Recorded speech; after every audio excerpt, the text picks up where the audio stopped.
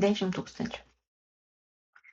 Skaičius 10 000 dažniausiai primena, kad tiek rekomenduojama nueiti žingsnių per dieną. Ir jeigu mane matot ne pirmą kartą, turbūt jau žinot, kad tai nėra taip paprasta.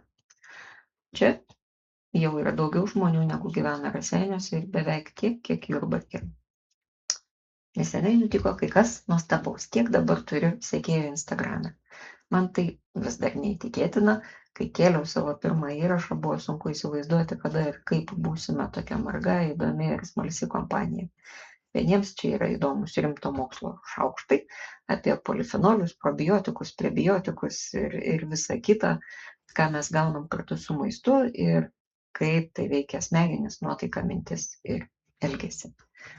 Kitiems gal labiau patinka paprasti priminimai, kad kiekvienoj dienoj gali būti gerų akimirkų ir todėl kiekviena diena gali būti gera diena. Bet mes niekur nesustojame. Ačiū, kad esat čia, ačiū už komentarus ir už klausimus, ačiū, kad padedat skleisti patikimas mokslo žinias apie mitybos psichologiją. 10 000 kartų. Ačiū. O jeigu šį įrašą matot ne Instagrame, tai čia greičiausiai yra ir kiti mano įrašai. Na ir matyt, pridera pasakyti like, follow, subscribe ir susitikim dar ir dar kartą vis didėjančioje mūsų kompanijoje.